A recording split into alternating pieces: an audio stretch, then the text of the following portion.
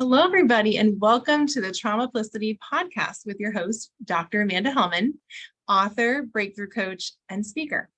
Traumaplicity is trauma plus simplicity. And you might think, how do they go together? But they do, because the brain loves simplicity. Once it knows that there's something simple, we can move forward with one simple step at a time. And so the brain will start to heal as it knows that, as it knows that it's that process, even though trauma may be complex and there may be different nuances with it. We have amazing guests on, and today I'm really excited to have Kathy with us. I'll be talking more about her and what she does in just a moment, and really looking at how they navigate their journey and a specific part of it, some tips that they'll share about what helped them, as well as a word of encouragement for you wherever you are. Thank you all for tuning in. Tonight's guest is Kathy White, and she is on and is going to share that after a normal pregnancy and natural labor, she had to face the trauma of an emergency C-section and stillbirth of her first child. Kathy turned to yoga to help her reconnect to her body and deal with the trauma of his death. Fast forward 20 plus years, and in the throes of perimenopausal symptoms, she was experiencing huge joint pain, especially in her hips. It was like her body held the score of the original trauma, and the yoga she was doing wasn't working. Researching and evolving her yoga practice to restore, rejuvenate her joints, she finally started to address those deeply stored memories through her joint renewal system. Kathy works as an international yoga teacher and life coach. She teaches worldwide and offers her students a joyful yoga to calm the nervous system, and provides a foundation for healing and releasing the often hidden but locked memories of trauma in the body. Kathy, it's wonderful to have you on today. Thank you, Amanda. Thank you for the lovely introduction. Absolutely. So I know you talked a little about the big journey that you've had and discoveries, and I certainly also believe that trauma can be identified in the body and released. And so I'd love to hear part of your trauma story, if you can expand on that for the audience. Yeah, I can. I mean, I think, that having a childbirth for many women is traumatic, no matter, where, how, or what you say. And the body has this amazing capacity to forget. Otherwise, none of us would have children.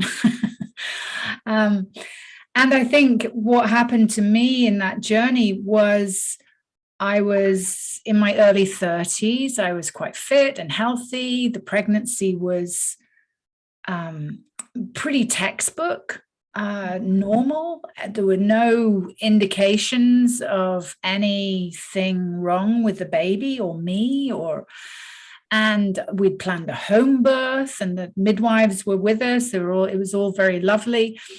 So there was no indication of anything that was going to go wrong. And I think that often that's part of trauma, is the shock, the surprise, the sudden turn of events, that you think you're going in one direction and boom, life just takes you in a complete other direction. So for me, that it was a normal pregnancy, normal 9 months, full term, we're right into the zone of delivery. Everything's looking really good. And then I go into labor just spontaneously. There was no induction of the labor or anything like that. And then about 12 hours into the labor, I think because we were at home, they had maybe narrower parameters of what they deemed was safe in terms of delivery. So I was starting to flag. I'd been up all night. I was tired. And they said, look, let me just do an internal. And I wasn't very dilated. And they said, this is going to take a while longer. We think you should be in hospital for this. I was kind of upset because you lose your plan, your dream of having a home birth. But we went into hospital. And again, it was, although we had to go into hospital, no one had any urgency. It was just a kind of a routine thing that happened. So once again, there was no what eventually happened with Ben's death was still so shocking. So then it just went on, and the labor progressed but didn't progress. And then they started talking about having a C-section, and then they checked, and actually his heart levels were starting to fluctuate. He was getting tired, I was getting tired. And then they said, okay, we'll do the C-section. That was fine. They took us down to the theater, and the last heartbeat check of Ben's heart showed that it was at regular normal level. Yeah. So then they opened me up, they took him out, and I just lay on the operating table. I'd had an epidural, which was actually a great relief. Wow, that was a lot of pain I was in, and now I was numb. But then they didn't bring him back. And there was a lot of medical talk and machines and beeps and activity going on the other side. And I could see in my husband's eyes, he was with me, and then he went over to the table where they had the baby. And then it must have been, I don't know, 20 minutes that they tried to resuscitate him, at which point the doctor just came back and said, "I'm sorry, there's nothing we can do. Your baby has died." And the shock of that, I can almost feel how the shock embedded itself in my system. Mm-hmm. And not only in my system, but I had a just recently closed physical wound from the C-section. And it was almost like the shock went into the weakest part of the body and just held itself in there. And so that was the journey of grieving, of loss, of the hopes, the dreams that when a baby comes into the world, there's a lot of story that we carry about the future. And of course, that future in that moment was wiped out. I took several years, I suppose, of doing my inner work. I did art therapy. My husband and I traveled. We had some incredible journeys and a lot of healing. And yoga was very integral to that. Like just getting on my mat, working myself out. And I think that the yoga really brought me back into myself in a way that I had disconnected from my body. And I think that's what trauma does, is that the shock, whatever's happened to you, be it emotionally, physically, the environment of the experience of being traumatized, the body just goes into its fight or flight response or freeze response. And if it's not worked out, it stays there. There's residues of it that stay there. And although the yoga helped to a certain degree free me up, there was something that still was locked, and I could feel it kind of in my hips. I never really got to the bottom of it. And it wasn't until fast forward, and I had 2 subsequent children, and I managed to have vaginal delivery. So that was, quite amazing after a C-section. And there was, in each of those subsequent births, there was a level of healing and trust in my body. But I think the yoga, when I came to 50, and I was just experiencing quite excruciating hip pain, that most people would say, oh yeah, that's pretty normal. And, lots of people start to feel their hips at a certain age, and it's part of growing older and everything else. And I just didn't buy it. I just nah, I'm not going to go down that road. I'm going to explore and experiment and question. And I did a whole bunch of research and finally started to work with a particular yoga teacher who comes from Brazil. and his method of the Kayut method. And I just loved it and found that there was this incredible release of layers of trauma that came through this practice. And my joints were renewed. So I developed, with all the yoga practice I'd done before and what I was learning now and the work that I was doing, I called it my joint renewal system. And just let the whole experience of that loss of and that trauma of losing a baby and the operation and all of it involved, it was dissolved, and not through talk. It was dissolved through the body itself. So I can remember doing certain postures and my inner thighs just shaking. It was like, what's going on here? And I could feel it was like the body releasing stored energy, blocked energy.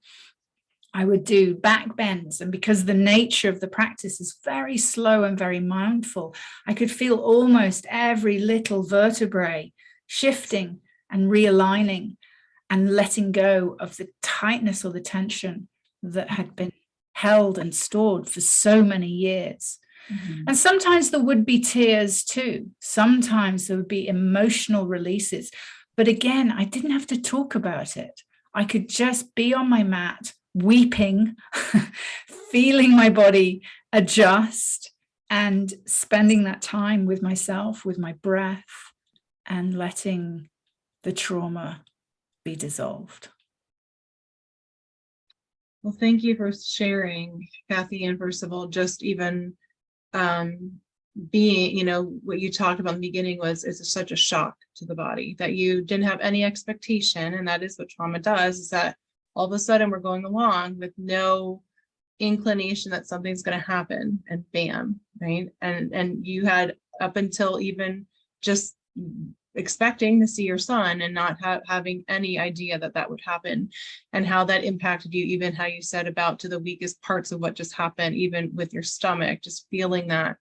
And certainly, I know you've talked about the research, but even with Bessel van der Kolk, who talks about the body keeps score, our mind-body connection, and just how much that imprints in our body, and learning how to release that. And it can be decades worth, and certainly in an individual that can contain it. And I think that's amazing that you were able to go through that process and find things that were shifting you, but also helping with the weeping, or even allowing yourself to say, even in my hips are so tight, this is something else, and being able to really go deeper to find healing in your journey. So thank you so much for sharing so much of your journey. You're so welcome. So welcome. And I know, stillbirth is something that modern medicine, thankfully, has managed to eliminate to a certain degree, but it still happens. Okay. And for, any women who've experienced miscarriage, stillbirth, neonatal death, the loss of a baby is just so tragic, because of the hopes, the dreams, the wishes that come with, oh, I'm pregnant, it's great, it's so exciting time. And birth itself is such an exciting moment, and then to have everything crash down, it's very traumatic. Yeah. So thank you for sharing. There may be people in the audience that have experienced that. I know I've had family members, unfortunately, have stillbirth. And so it is important to recognize, and it's really tricky, because that's such a joy, there's such a joy, like you said, of anticipating the dreams, and then having it all taken away can really be devastating to a mom and a family. So thank you. And then thinking about that, you did share some of what you did, some of your strategies, but were there other strategies that helped you in your journey of healing? So you mentioned the yoga, really getting deep, but were there other simple strategies, or even like strategies I think of, or like just some little solutions or some steps towards the healing? Anything else that helped you? As you ask that question, Amanda, I just smile and I think about cups of tea. Now, this might be a very British thing, but my husband and I, as in those early months after Ben had died, one of us would, be in tears or upset or something would happen, and the other one would just say, "Cup of tea." Mm. And I think it sounds like so simple, but it really is a salve for the soul, because then it's like the tea is warm, it nourishes you, it slows you down, it encourages you to just sit and be with your emotions, yourself. There's a community that's involved with, you have a cup of tea with somebody else. It sounds like a tiny little thing, but I just really think that cups of tea were incredibly important for dealing with the grief and the trauma of what had gone through. Yeah. Yeah, well, that's I just wanted to share. It's just, sorry, I know you have probably more, but I love that cup of tea thing. But also what it was is perhaps you and your husband may have had different ways that you were dealing with the grief. But in those moments, it was a shared moment where you both understood and you were able to sit down. And even if one person wasn't quite crying at that moment, they knew exactly what that was and could just sit and share it. So I think that's beautiful that in that, and even in relationships, I feel like sometimes, and that could impact a relationship for sure, because there's different grief, pockets, and it looks different for men or women.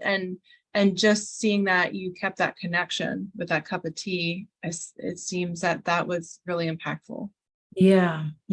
And I think, with trauma, one of the coping mechanisms that many people turn to are drugs or alcohol. It's like, it's so painful. Let's just have a glass of wine here, or let's just take some painkillers, because physical pain can manifest from the emotional pain. Or there may be physical pain involved too. And I remember my brother came to visit me in hospital just after Ben had died, maybe a couple of days after Ben had died. And he said, "Oh, well," because he died on Boxing Day, the day after Christmas. Mm-hmm. And he said, "Oh, well, it's New Year's Eve, Kath. And, now you're not pregnant, you'll be able to at least you'll be able to drink." And he was trying to cheer me up and say, "Oh yeah, a glass of champagne, New Year's Eve, everything else." And at that moment, Amanda, I really had this very deep insight that if I started to drink then, I would probably never stop.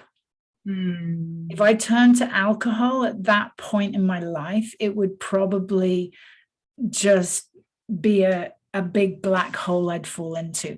And so that, the cup of tea was also, no, I'm going to drink tea here, I'm not going to drink wine, so it was another double salve of like, I'm going to stay sober, I'm going to face this sober, I'm not going to prop myself up with drugs or alcohol as well.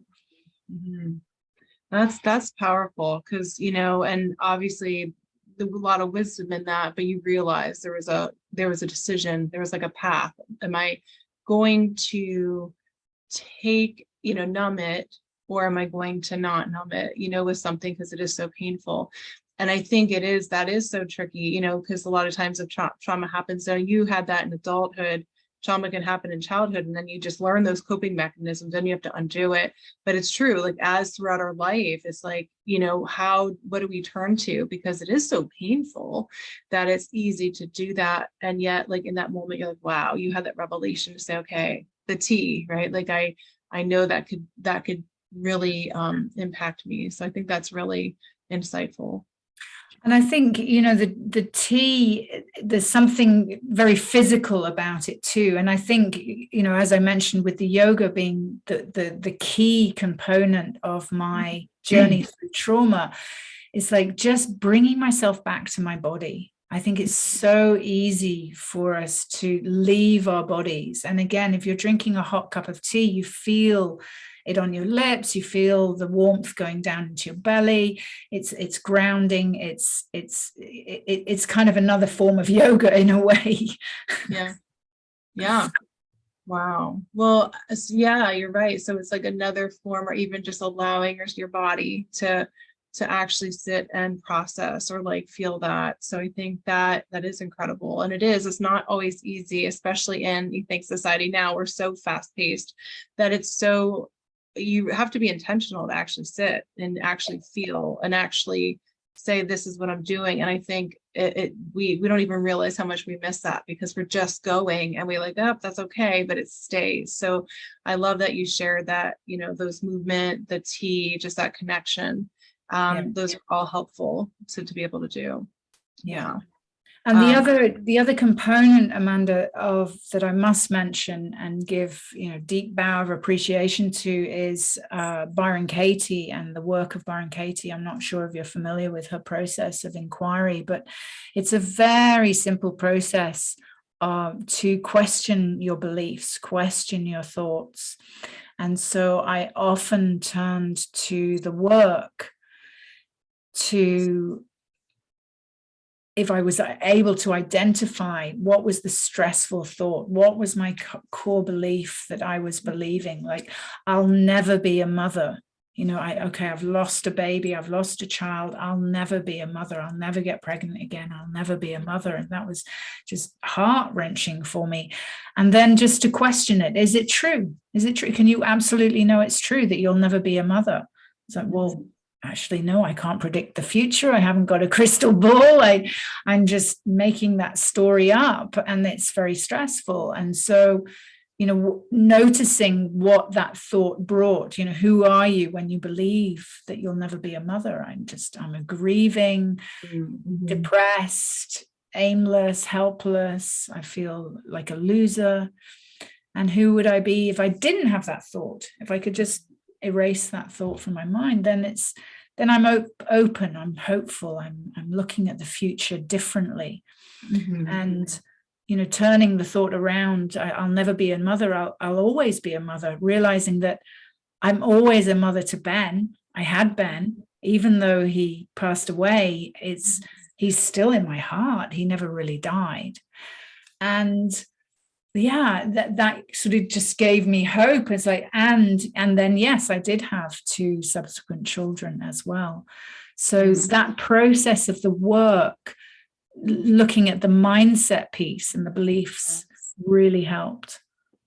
Yeah, I love that you shared that about the statements. I do a lot with statements as well, and in my healing journey. So yes. So definitely there's different ways to look at what are we believing, and then thinking about that, and then looking at, did we solidify that as a true belief about us or not, and how do we shift it? So I'm definitely grateful that you brought up the mindset, because it takes time to undo sometimes some of those things that they're really deeply ingrained versus that we're starting to believe. So I think that's great that you shared about that as well. Yeah. So now, Kathy, I really appreciate your story and everything you've shared, and even some of those the tips, and just a cup of coffee. Well, really not coffee, tea. I actually drink tea. I don't really drink coffee either, so I'd probably go to tea, and I just said coffee. But anyway, going into this last part, encouragement. So for our audience, there may be women who are in the grieving process. They may have had stillbirth. They may be in a different part of this journey. What is a phrase or perhaps a quote or some word of encouragement for people maybe that are grieving, that are, in that shock, or perhaps they're decades later, and they are realizing they have some pain? What are some suggestions for them? Yeah, I was thinking about this earlier. What would be my quote? And I'm going to go with one that I'm working with myself at the moment, which I'm going to adapt as well, but I'll give it to you as it comes, because it's, can you plan your day around your yoga rather than planning your yoga around your day? So, and when we say yoga, that of course is for me, a huge part of my journey and my healing, and I teach yoga, and it's It's the place I go to for my connection to myself, for my healing, for my well-being. So what you could insert there is, can you plan your day around your well-being, around your wellness, around your health, rather than planning your health, those moments of, oh, I'm going to be good to myself, planning your health around your day. So that instead of thinking that our day is something very busy and active and full of activities, and I've got to do this and to-do lists, and then somewhere in there you have to slot in a meditation or a hike or, you know, a walk or some yoga practice, rather than thinking of it being slotted in, it's like, no, that hike, that yoga practice is my day. That's the foundation of my day. And then everything else can wrap around it. Yeah, I love that, because I think that's something that I've definitely been doing the last few years, is, you know, that being over the doing and learning how to, I love that, like what can, you know, that well-being first, whatever that is for each person, and keeping that first to keep you grounded to then go into everything else you do. So I love that mindset mentality, and it is an intention. And even in the audience, if that's something new, giving yourself compassion and lots of grace and kindness, because it takes every day, and sometimes it might be different than another day, but allowing that. So that's really great. So thank you, Kathy. For those of you out there that may be in grief or processing or have been through what Kathy's what you've been through, Kathy, perhaps there's that hope, there's that part of some each day of allowing yourself that time. Yeah, absolutely. Well, thank you. This was a pleasure talking with you. I learned quite a bit, Kathy, today in hearing about your journey. Audience, if you're tuning in, I'll have Kathy's information on the podcast, on the YouTube, so you'll get to connect with her if this is your story and it resonates with you, and you really you're really interested in what she's doing and even want to learn more about that. Certainly we'll have that information there for you to connect with Kathy. Otherwise, all of you are deeply cared about and loved, and know that you are loved, you're valued, and you matter no matter what at all times. So thanks for tuning in this week. I can't wait to talk with you next week. We'll have another guest. We'll be on our Traumaplicity show. Otherwise, have a wonderful week. Take care. Thank you, Kathy. Thank you. Bye.